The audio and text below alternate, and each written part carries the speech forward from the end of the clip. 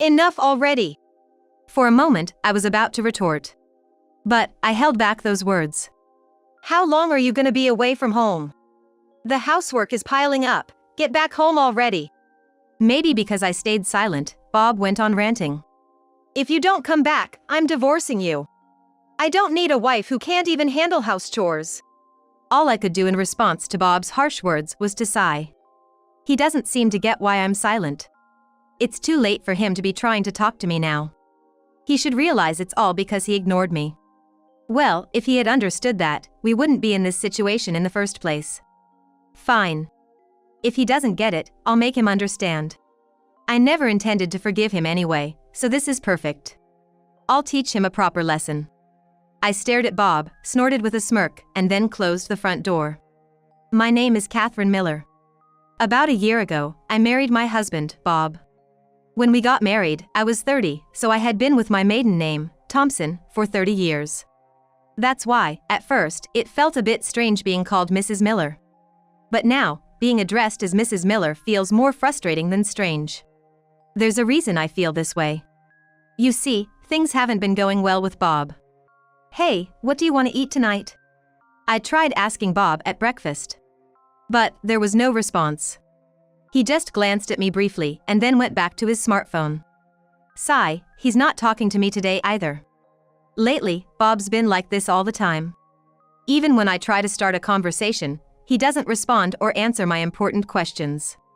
It's because of this ongoing situation that every time I'm called Mrs. Miller, I'm sharply reminded of our marriage and it frustrates me. I can't take this lifestyle much longer. I've been thinking that more and more. Of course, Bob wasn't always this reserved. He used to be kind and cheerful. I first met Bob during his company's corporate trip. I was working for a travel agency at the time, serving as the tour guide for his company outing. That's when we crossed paths. Bob was having a great time with his colleagues. Moreover, he was considerate towards me, their tour guide. Would you like to join us? I'm sorry, I'm on duty right now. Being a guide for a middle or high school field trip often means paying close attention to many details. But in this case, the group was all adults. Nobody was being problematic or hard to manage. Still, it wouldn't have been professional for me to just ditch my responsibilities and have fun with the group. In the end, I declined Bob's invitation and focused on my job. I wondered later if I had made a mistake. However, at the end of the tour, Bob told me this. How about we go out sometime? I'd love to see more of your smile. It took me by surprise. Being a guide, you do get approached often. But nobody had ever been this earnest with me before. All right, let's just exchange contact information for now.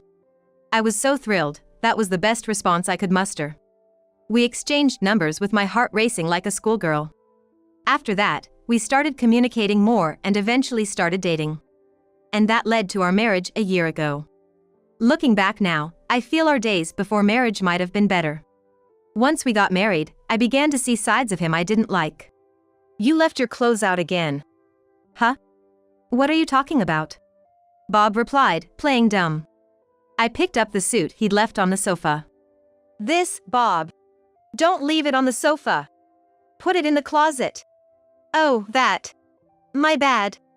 He responded with a chuckle. It just infuriated me even more.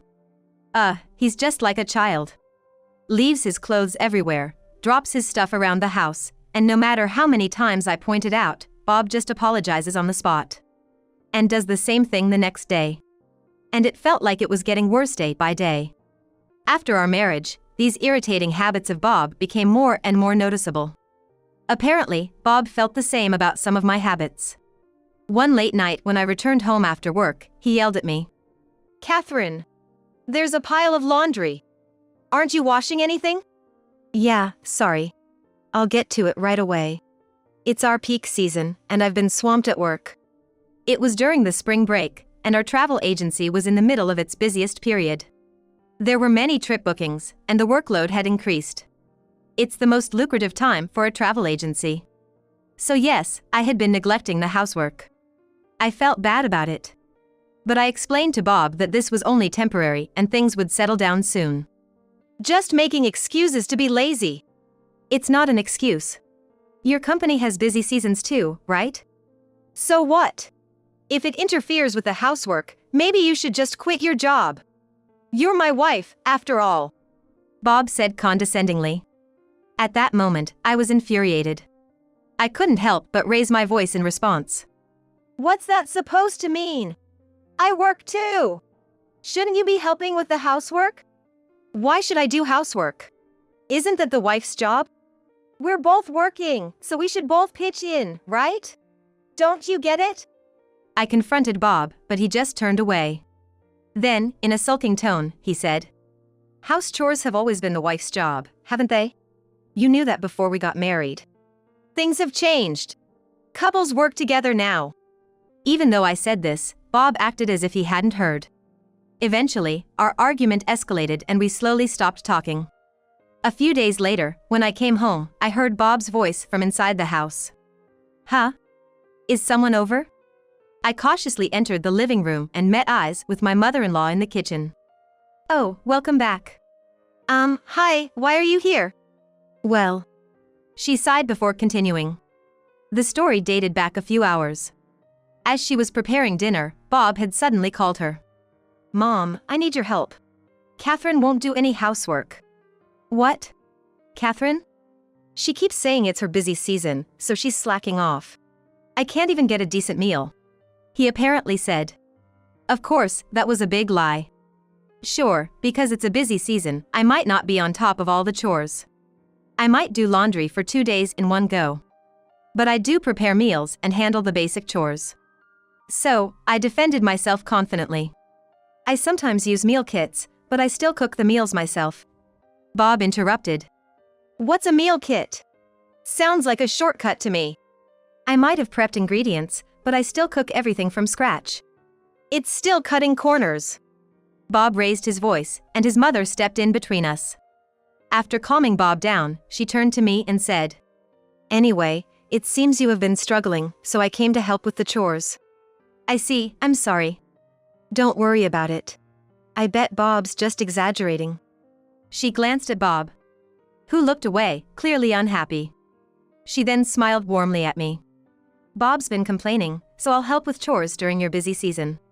But it's okay. Just let me know what you'd like help with. With that said, Bob started devouring the food on the table.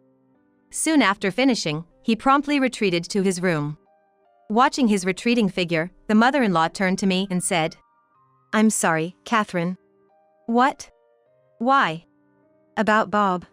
He's probably not doing much around the house, is he? All I could do was give a wry smile when my mother-in-law said that. Seeming to understand my feelings, she continued. Bob probably called me over just to spite you. To spite me? As I asked for clarification, she sighed before answering. From her perspective, Bob was frustrated with me for cutting corners with the chores while ignoring his own flaws. To get back at me, he probably called her over, thinking that if she came, I'd have no choice but to do the housework properly. No matter how busy I was, I wouldn't be able to slack off. Moreover, she would surely scold me for not doing enough. That's what she guessed Bob was thinking. But contrary to his expectations, my mother-in-law showed understanding towards me. Not only that, she actually blamed Bob. This didn't sit well with Bob at all. That's why Bob's been sulking, she said. But what should I? Just leave him be. He's not a child. She laughed off the matter. But things wouldn't be so easy. Because from that day onwards, Bob stopped talking to me altogether. He wouldn't reply, no matter what I said. He'd even turn away from me. At first, I thought he'd give up soon. But no matter how much time passed, Bob didn't seem to want to speak. And like that, days turned into more days. Eventually a week passed, and before I knew it, half a year had gone by. By that time, I had truly reached my limit. This isn't a marriage anymore, is it? Feeling this way, I decided to file for divorce. After work, I went to a lawyer's office. Then, on a particular weekend morning, I left the divorce attorney's business card on the table and went back to my parents' house. To say I held no grudge against Bob would be a lie. But I didn't want revenge or anything like that. If I got some alimony, that would be fine. That's what I thought. But shortly after, an event occurred that completely flipped my emotions upside down. It happened a week after I left the house. In the middle of the day on a weekend, someone unexpectedly came visiting. I'll get it. Holding back my father who was next to me, I stood up and headed towards the front door. May I help you? I called out to the silhouette standing in front of the entrance. But there was no reply. Wondering who it could be, I opened the door slightly. The moment I peeked outside, I was taken aback. Bob? It was Bob standing there. He was looking intently at me, his mouth a tight line. I immediately shut my mouth. Suddenly, Bob raised his voice. What are you doing here? I was stunned by his outburst. Why is Bob angry? After all the silent treatment, I'm the one who should be mad. Such feelings overflowed within me. And at the same time, anger swelled up. Oh, doesn't Bob realize I'm mad? Well, if he doesn't, I'll make him understand. I decided to express my anger silently. Enough already! For a moment, I almost retorted. But I held back those words. How long are you gonna stay away? The house is a mess, just come back already. Since I kept quiet, Bob continued his tirade. If you won't come back, let's just get divorced. I don't need a wife who can't even do household chores. All I could do was sigh at Bob's harsh words. He doesn't even realize why I'm silent. It's too late to talk to me now. Realize that all of this is because you ignored me. Well, if he had realized it, we wouldn't be in this situation in the first place. It's fine, I'll make him understand. I never intended to forgive him anyway. I'll make sure he pays for his mistakes. After glaring at Bob, I snorted in derision and shut the door. Hey, Catherine! Don't ignore me! Bob tried to forcefully open the door. I held the door firmly, staying silent. Stop kidding around! Come back now! It was when Bob said that. Noticing the commotion, my father rushed out from the living room. What's going on, Catherine? Dad, please help. I whispered, asking for his help. My father took my place and confronted Bob outside. What do you want? Bob flinched at my father's stern tone. Soon, Bob started to look evasive and began making excuses. Catherine hasn't come home, and she left all the chores behind, so. I've heard all about it. This is your fault, isn't it? No, I didn't really. Bob looked more flustered. My father, pushing him into a corner, told him. You haven't been talking to Catherine, have you? And you came to pick her up? How can you even say that? Well, by not talking to her, you essentially gave up on your relationship. It's too late for regrets now. Bob jumped at my father's booming voice. Bob quickly distanced himself from my father and pointed at me. I'll forgive you now. At your age, you won't have many chances left after a divorce. All bark and no bite. That's the phrase that came to mind. He looked that pathetic. I sighed and retreated further inside the house. You'll regret this, Bob shouted. It was so loud I could hear him clearly inside. Shortly after, my father returned. I asked him about Bob. Where's Bob? He ran off. So, what are you gonna do? I initially planned to leave him be, but I've changed my mind. I'll teach him a lesson and make him truly regret it. I was determined. I was about to contact a lawyer when my phone rang. Huh? A call from Bob? I guess he switched to calling since I ignored him. However, my intention to not talk to him remained. I ignored the call. It ended shortly after. He seems to have given up. Just as I murmured that, the phone rang again. And after that, the calls just wouldn't stop coming in. So persistent. I might as well block him. I blocked Bob's number. I knew he'd figure it out soon, but I didn't care. If he gets the message that I want to ignore him forever, that's enough. That's what I thought. After that, I don't know if Bob realized he was blocked. But he didn't come to the house. And for that, I was relieved. And the next day, I went to work as usual. On the way home, I figured I'd stop by the lawyer's office. I'll discuss the next steps with them. That's what I was thinking while working. Lunch break rolled around, and I stepped out of the office to grab a bite. As I was heading out, a voice called out to me. Catherine! I've been waiting for you! Turning toward the voice, it was Bob.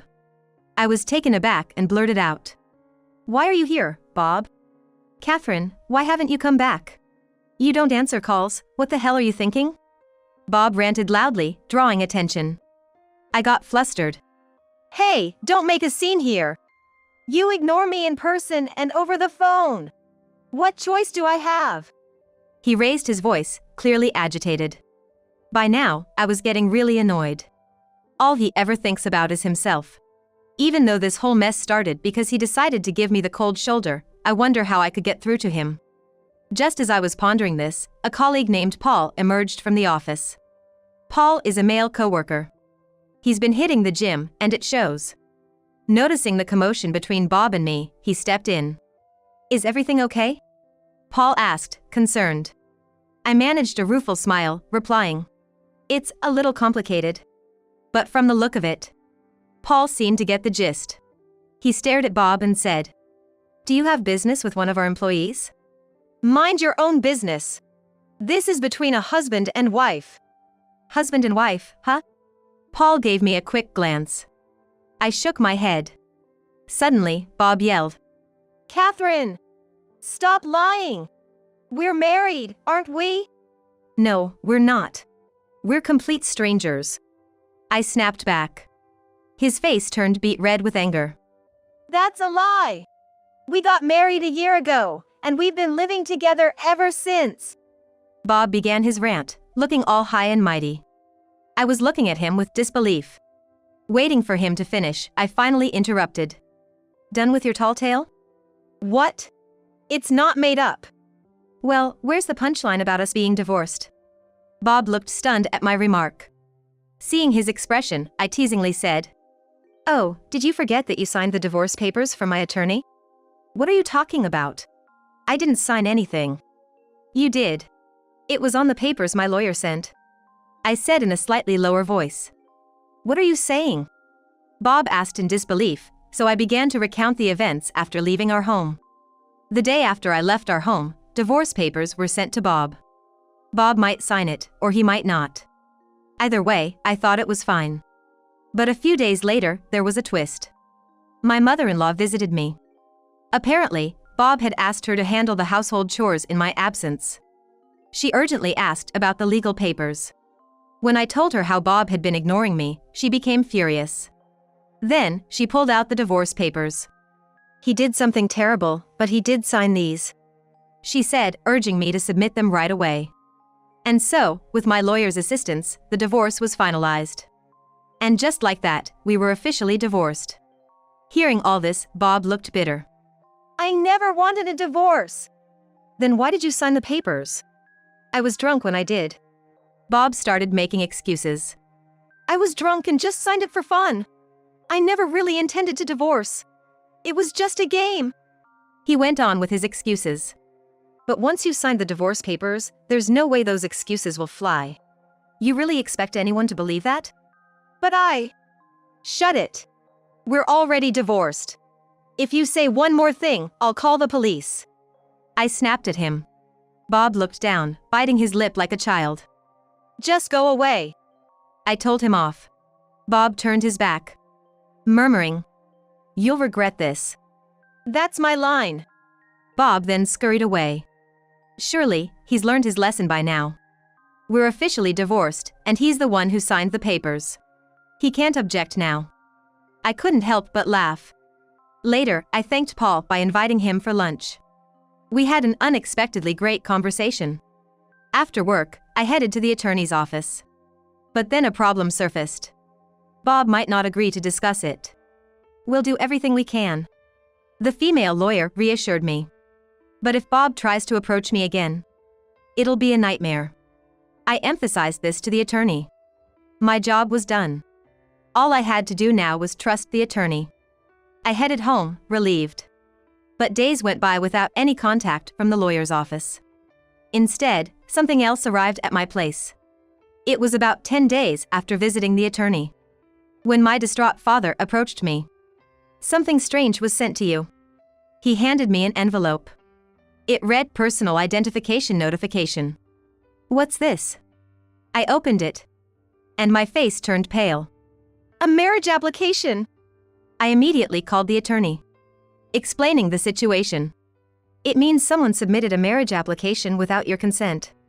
Typically, both parties go to the county clerk order's office to submit a marriage application. But one person can submit it too. In that case, the local authority notifies the absent party. That's the personal identification notification. This is to ensure that the marriage application isn't submitted without the other's knowledge. There's only one person who'd do this. It has to be Bob. Infuriated, I reported the matter to the police through my attorney and sought advice. If you file for a marriage annulment mediation, it seems like a hassle, but it's the only way. I had the lawyer start on it immediately. At the same time, I reached out to my mother-in-law, thinking it'd be pointless to contact Bob. Well, the thing is, I explained everything to her, and as expected, she was livid. Bob, get over here. I could hear her yelling at him over the phone, followed by Bob's crying. It wasn't what you think. I did it for Catherine. What are you on about? What you did is a crime. You realize that? But He began to wail pathetically. It was unbearable to hear, so I hung up. The next day, led by his mother, Bob showed up at the attorney's office. As soon as he entered the office, he immediately apologized. I'm so sorry. Please forgive me. Excuse me? There's no way I'm forgiving this. But I did it for Catherine. He started with the same excuse. So I told him, submitting a fake marriage registration can be considered forging an official document, you know. Of course, that's just a possibility. It's uncertain if he'd actually be charged with a crime. But as a threat, it worked wonders. Bob apologized again. I'm sorry. Please. I don't want to go to jail. Too bad. Reflect on what you did. With that, Bob broke down in tears. Later on, in court, Bob confessed to forging the marriage certificate. I assume he testified that way, hoping to get leniency. However, life isn't that easy. Although he wasn't prosecuted, it didn't change the fact that he committed a crime. In the end, Bob lost his job and became an outcast in the community. Whenever people saw him in public, they whispered behind his back. Unable to take the ostracism, he moved to a small town. Now, he's scraping by, working part-time in a warehouse. While I'm not ready to think about remarrying, I do want a fulfilling personal life. Things with Paul are looking pretty good, to be honest. If and when I feel ready to move on from the divorce, I'll think positively about it.